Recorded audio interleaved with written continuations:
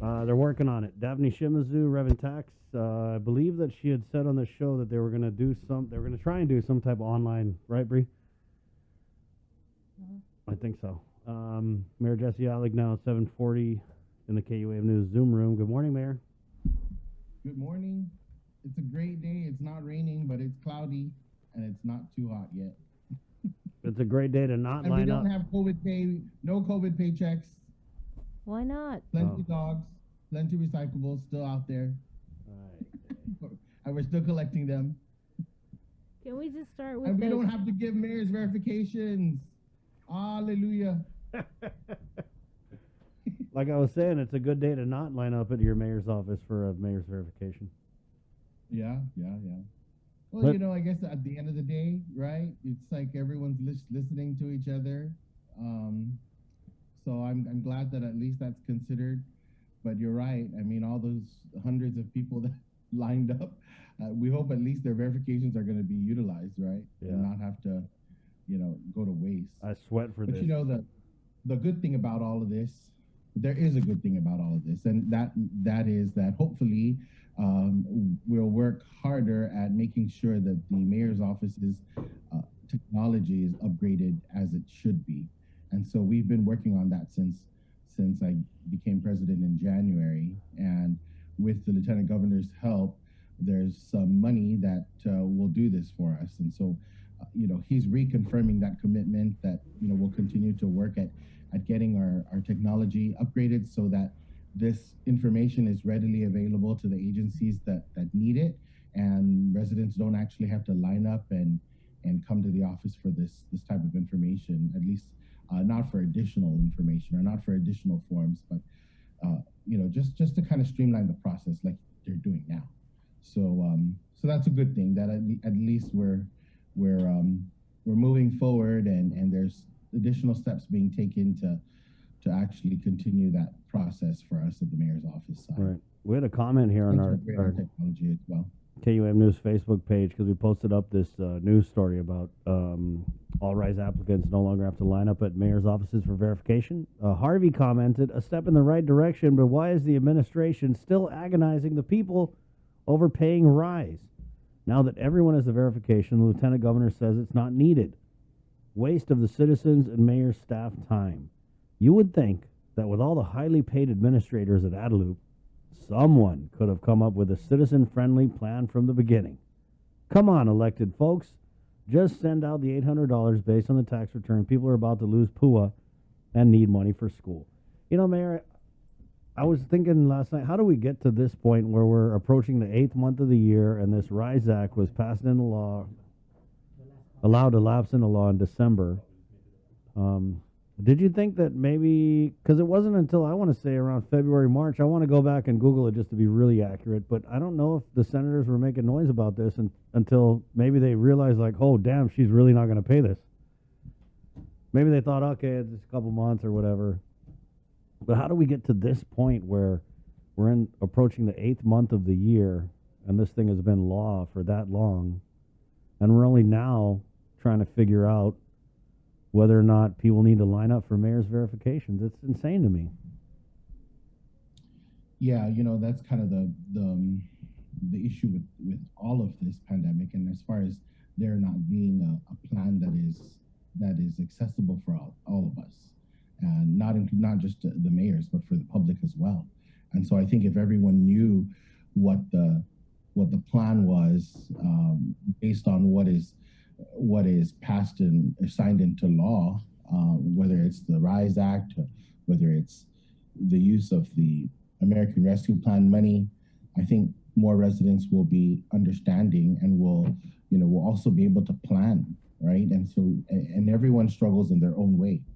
And so it becomes an issue when residents know that they should be getting something, but are not receiving it. And so, it kind of like, for me, it reminds me of just the typical law that's passed and shelved, right? Mm-hmm. And so there's so many of that. A lot of the policies that are enacted, but nothing enforced. And so that just kind of falls through the cracks. And this is just one of them. And I know that senators have been on it. I don't know which ones, But I don't believe they, I never thought that they would let it down.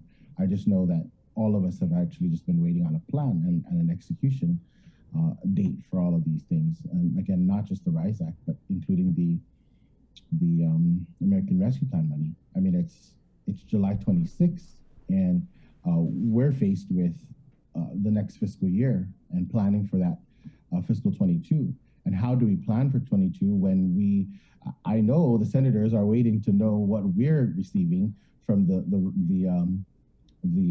American Rescue Plan, because let's face it, the revenues are short, and that's just kind of common sense. I mean, if you think otherwise, then perhaps I'm not sure how you derived that, but we all can tell that the revenues are falling short. The special funds are short. I mean, the senators say it all the time, and most of us are funded from special funds. And so, how do we use this American Rescue Plan money to not only sustain the government, but also to revive the economy? I mean, it just kind of it all works hand in hand. And I think if our people are confident, then our economy will be confident, or will be strong. Yeah. Because if our people are not confident, and that's what it is. It's like, it's not only just a handout, and I don't want to call it a handout of the RISE Act, but it really is, right? It's assistance. So if they're confident that they're receiving it, if they receive it in a timely manner, which is already overdue, everyone can plan. Everyone can plan in advance, because you're right. Everyone knows PUA is ending September. What's going to happen after that? I mean, I think we need to brace ourselves for, Christmas, and what's it going to be like for Christmas, for us in Christmas and the New Year? I mean, I'm really afraid about that, and we try our best to work with what we've got, but knowing that we have all this federal money, knowing that we have all this assistance, it would be good if we knew where it was going to go and when it was going to.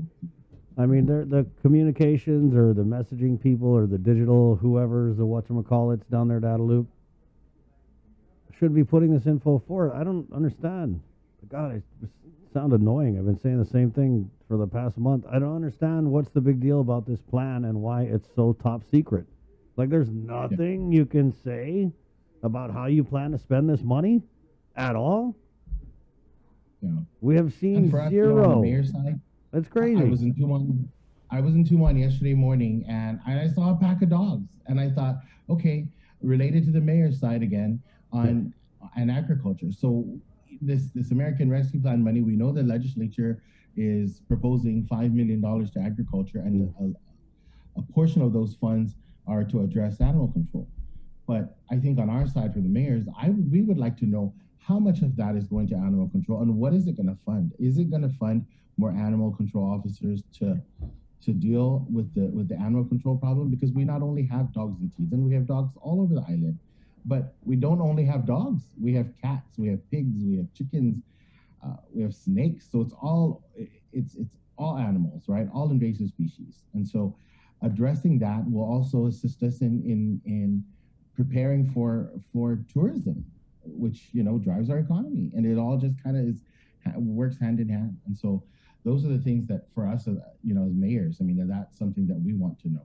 We do know that there's, we know that we're working with the legislature to correct some of the past mistakes that have been done with our budget and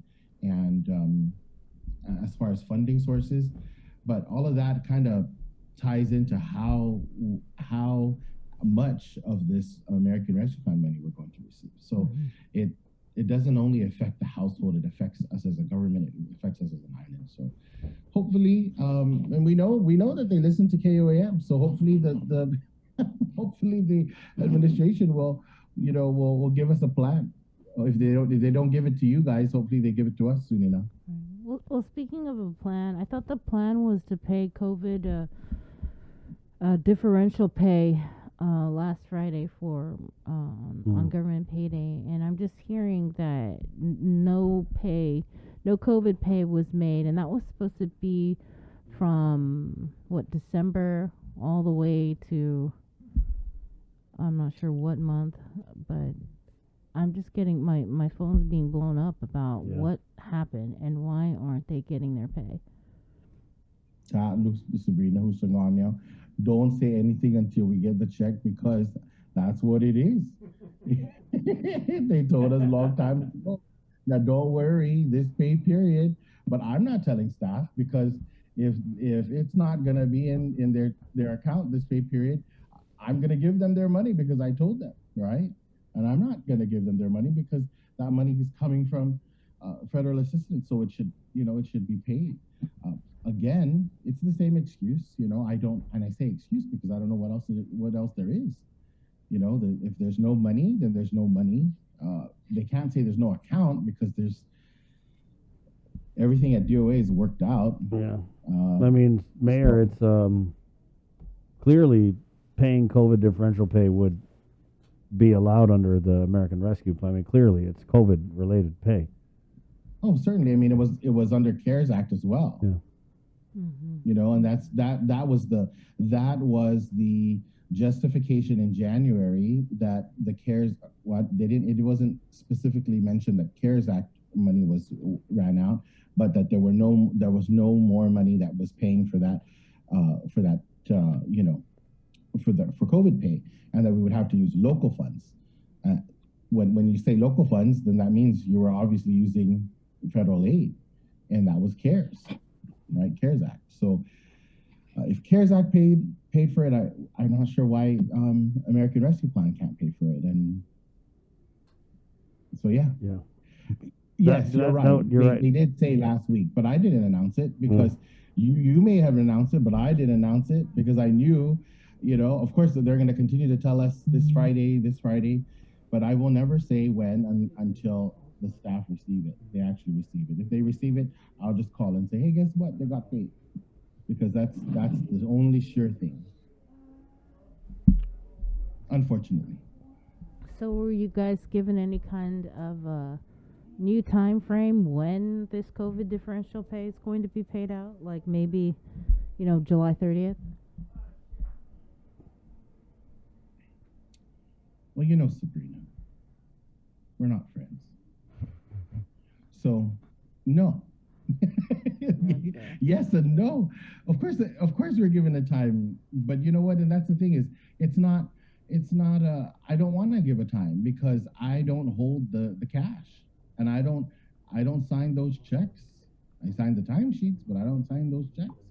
And if I tell you that you're going to receive it tomorrow and you don't, then it's my fault because I announced it. So no, I can't say when it's going to come out because until it's deposited into their accounts, that's the only sure way to say it.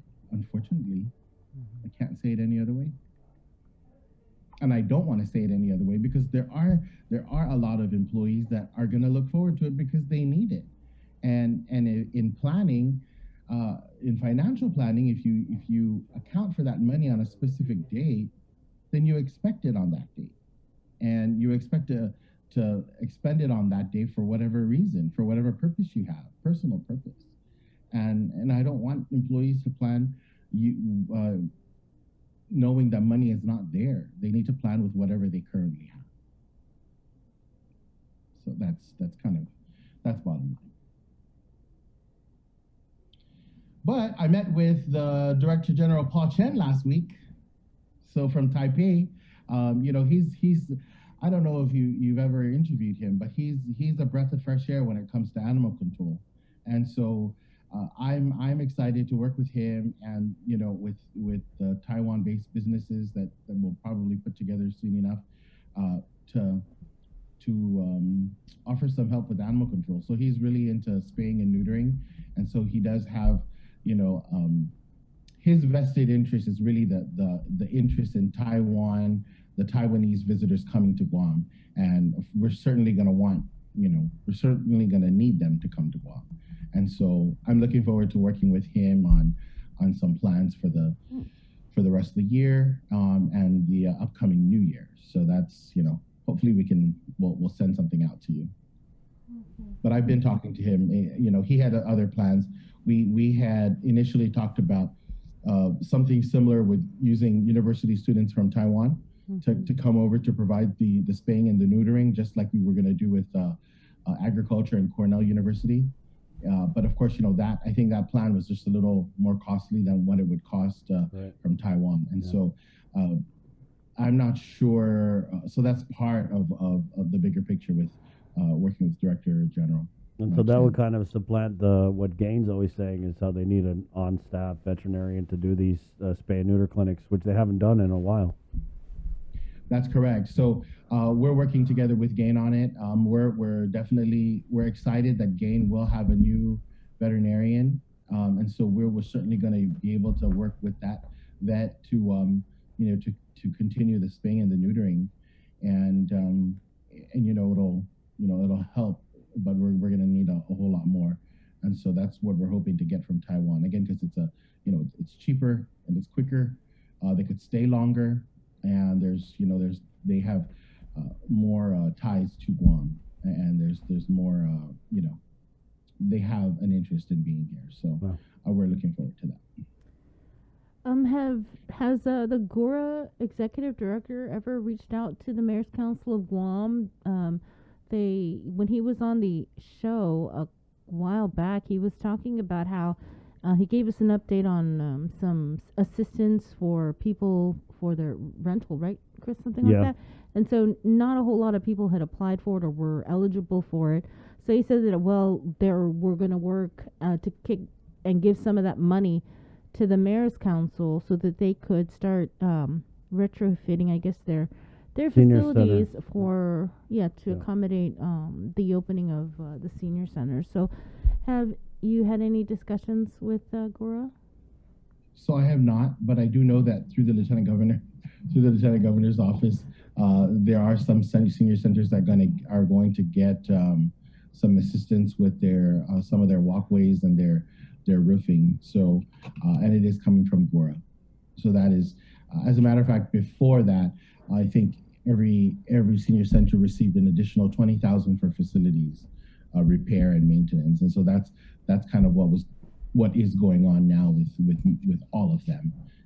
Most of them have been completed, but there are some that are ongoing, like in Ilahan.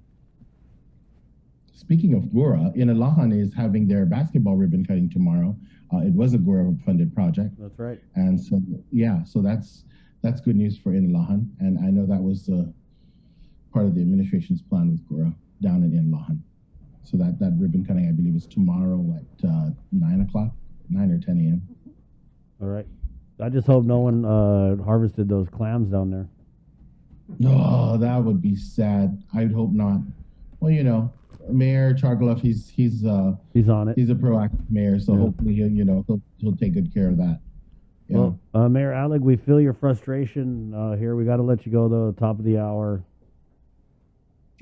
Okay. Well, you guys have a good week. All right, you too. Take care. Keep in touch. Yep. Okay.